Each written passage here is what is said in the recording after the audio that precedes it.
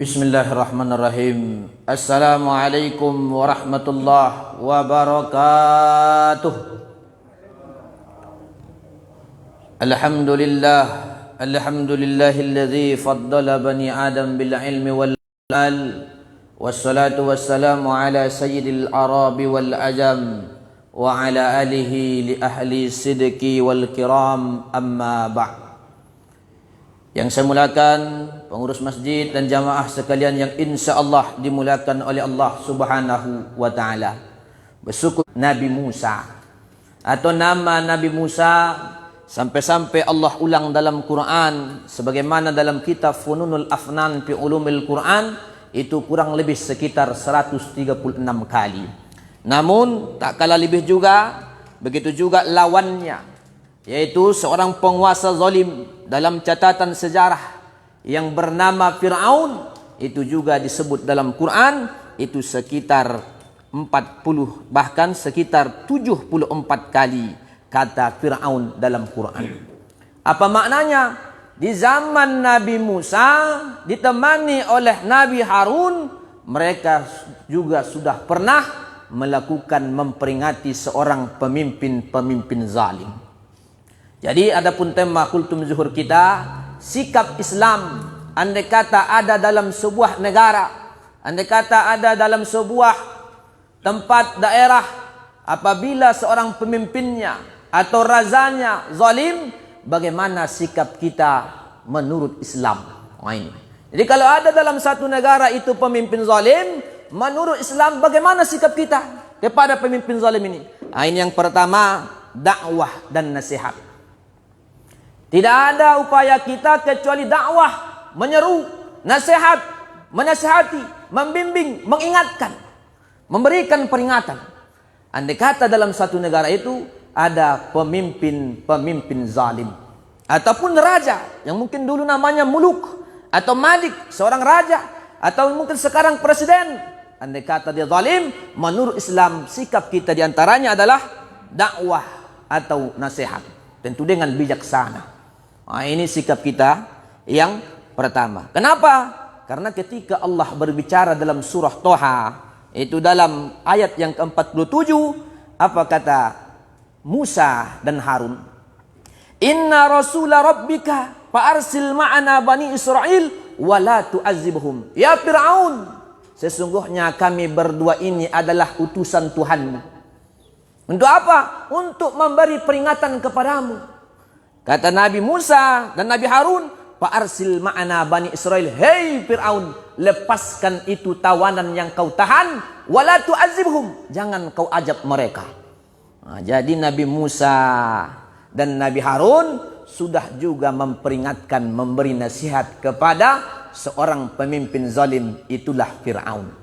Tak tanggung-tanggung, dari ayat ini diambil Nabi Musa dan Nabi Harun membawa konsep akidah. Karena mereka katakan kami ini berdua utusan Tuhan. Ini konsep akidah.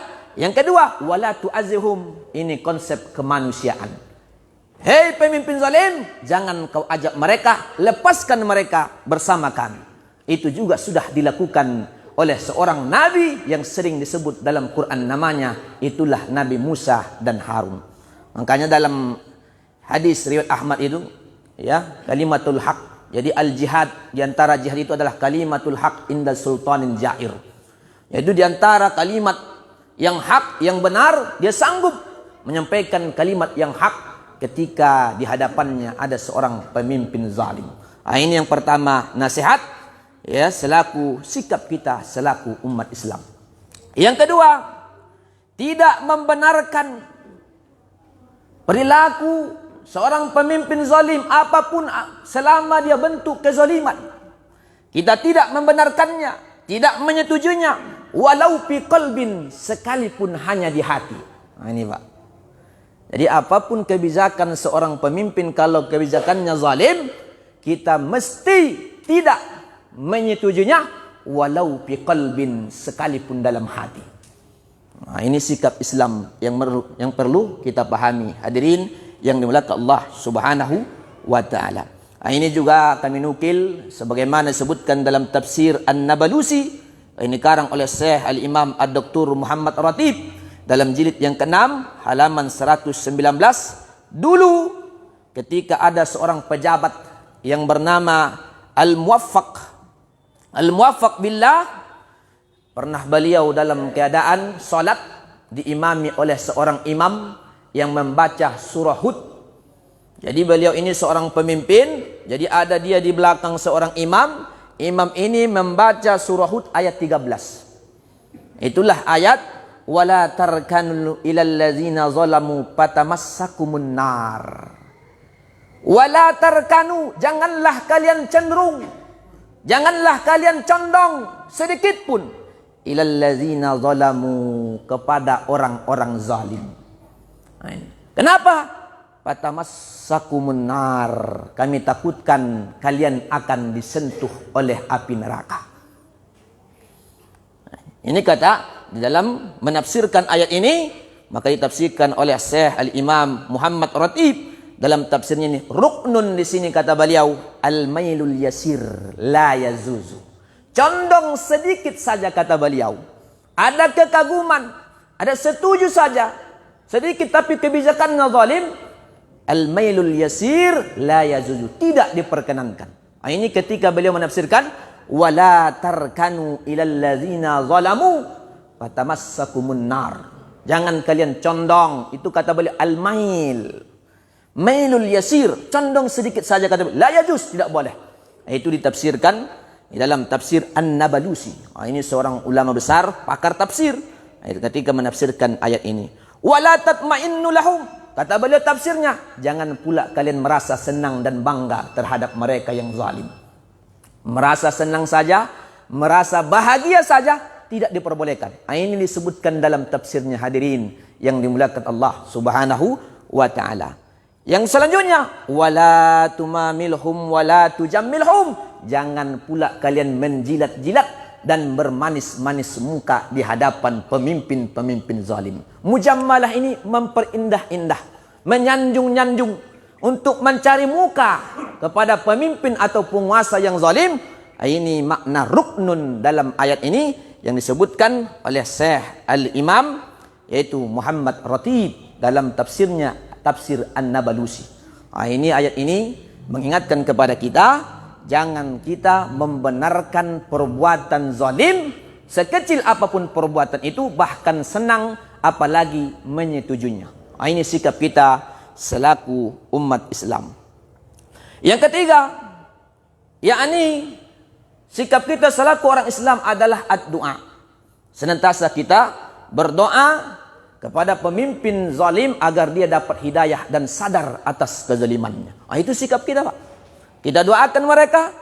Ini juga sesuai supaya dia mencintai rakyat dan dia juga dicintai oleh rakyatnya sendiri. Kita berdoa kepada Allah. Ini juga sesuai yang dinukil ulama besar Haramain Makkatul Mukarramah Sayyid Muhammad bin Alawi Al-Maliki dalam kitabnya Abwabul Faraj. Beliau sebutkan di sini dalam kitabnya ini ada satu doa yang beliau nukil dari Syekh Muhammad An-Nawawi Al-Bantani ketika selesai hatam Quran. Ada doa yang dimunajatkan untuk seorang pemimpin. Itulah doa Allahumma, ya Allah, aslih gulatal muslimin. Ya Allah, perbaikilah, jadikanlah baik pemimpin-pemimpin kami, sehingga wa ihsan ilaihim, sehingga para pemimpin itu berbuat baik kepada rakyatnya dan adil kepada rakyatnya dan cinta terhadap rakyatnya, sehingga rakyatnya pun cinta terhadap pemimpin itu. Itu doa yang diajarkan ulama besar Sayyid Muhammad bin Alawi Al-Maliki. Ini ulama ahlu sunnah wal jamaah. Jadi sikap yang ketiga adalah kita ad-du'a. Kita doakan. Ini sikap kaum muslimin. Yang keempat, agar senantiasa kita tazkirah, mengingatkan untuk introspeksi diri. Agar rutin kita untuk mengingatkan para pemimpin-pemimpin ini apabila ada kebijakannya yang zalim. Untuk introspeksi diri, muhasabah diri. Untuk apa? Untuk memperbaiki dirinya. Kalau tak ada terus-menerus, ini dikhawatirkan kita berada dalam kekangan pemimpin-pemimpin zalim. Kalau sudah pemimpin zalim, yanzi'ul barakah fi biladi, akan dicabut secabut-cabutnya dari akar-akarnya keberkahan itu satu negeri. Nah, itu kata para ulama. Dicabut keberkahannya, Pak. Hati-hati. Nah, ini disebutkan di sini. Dulu ada seorang pemimpin terkenal, Pak, adil dia, Pak. Tapi di sini disebutkan dalam kitab Mufidul Ulum, ini karang oleh Syekh Al-Jamaluddin Ibn Abu Bakar, dalam halaman 418, ada seorang amir, pemimpin yang sakitnya ini seperti sakit tak bisa, susah buang air besar dan tak bisa buang angin, Pak. Ini seorang pemimpin, padahal terkenal adilnya. Terkenal dia adilnya, terkenal dia mencintai rakyatnya. Karena dia pernah bermunajat kepada Allah, ya Allah, andai kata mungkin ada kebijakanku selama ini, selama saya memimpin, dalam kebijakan itu bercampur dengan hal yang haram, dan saya abaikan hak-hak saya punya rakyat, ya Allah, jangan sembuhkan saya punya penyakit. Tapi kalau memang ya Allah, saya ini jauh daripada perbuatan itu, ya Allah, sembuhkan ya Allah. Pakomat, sehingga dia berdiri. Kenapa? Allah kabulkan doanya, dia langsung sembuh. Karena memang dia terkenal seorang pemimpin yang adil karena dia introspeksi diri. Dia muhasabah diri, apa yang kurang? Apa yang kurang terhadap saya? Kebijakan apa yang saya lakukan? Ya, sehingga banyak orang menuntut saya. Ini mesti pemimpin-pemimpin ini. Kenapa? Karena dalam hadis Sahih Al-Bukhari, ya, andai kata pemimpin itu adil, dialah yang pertama masuk surga, dapat naungan Allah Subhanahu wa Ta'ala. Itu pula Pak hebatnya, Pak. Bukan disebutkan situ al-alim, al-ulama, enggak, langsung al-imamun adil, pemimpin yang adil, langsung dia, Pak, VVIP, Pak. Surganya pun VVIP. Orang yang mendapat uzilluhum yauma la zillah illa zilluh, langsung dapat naungan di mana tidak ada naungan kecuali naungan Allah Subhanahu wa Ta'ala. Yang kelima, sikap yang kelima adalah reformasi total. Reformasi total bagaimana? Reformasi total ini diperbaiki dari semua aspek, baik ulamanya, baik pejabatnya, baik pendidikannya, apapun semua aspek, baik hakimnya, baik kudoknya, para pemimpin sampai di reformasi semua, ya, Pak. Reformasi total. Ini juga disebutkan oleh Imam Al-Ghazali dalam kitabnya Ihya Ulumuddin, jilid yang keempat, kata beliau, kenapa disebutkan papasadur ra'ayah bipasadil muluk. Ini, ya, ini rakyat rusak karena rusaknya pemimpin, kata beliau. Ini yang mengatakan Imam Al-Ghazali, Pak, Hujjatul Islam. Rusaknya rakyat itu disebabkan karena rusaknya, bobroknya seorang pemimpin. Namun ingat juga, wa pasadul muluk bi pasadil ulama. Tapi pemimpin itu juga rusak dengan rusaknya para ulama. Kalau sudah ulamanya, kata Imam Al-Ghazali di sini, mail, condong terhadap harta, bisa disogok, inilah yang menyebabkan munculnya pemimpin-pemimpin zalim. Yang untuk apa? Ribahan, untuk mengambil keuntungan. Liampusihim, untuk diri mereka sendiri. Dan mereka sehingga mempoles-poles fatwa sesuai dengan pesanan penguasa. Ini, Pak, dipoles-polesnya fatwa itu. Kenapa? Alim, Pak, berilmu dia, Pak, bisa dipoles-poles. Mau fatwa apa, Pak? Yang haram bisa jadi halal. Dicarikannya dalilnya, Pak, ada.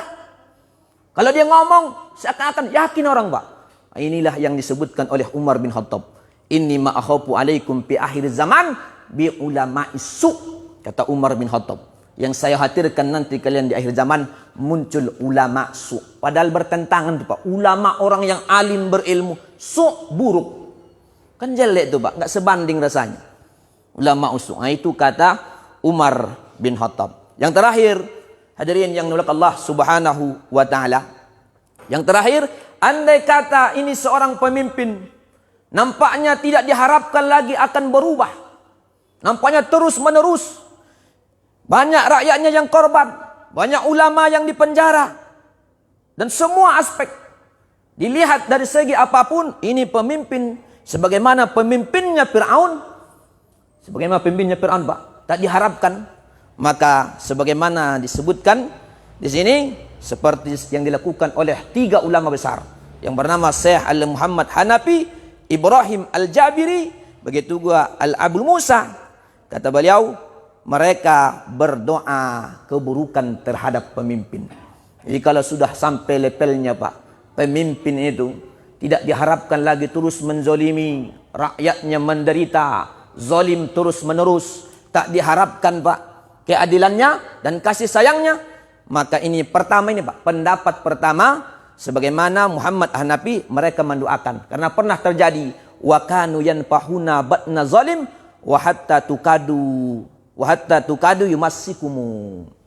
Mereka pernah mendoakan seorang pemimpin zalim sampai perutnya membesar. Pernah terjadi didoakan oleh Syekh Muhammad Hanafi. Membesar perutnya sampai tukadu, hampir perut ini mau pecah Pak.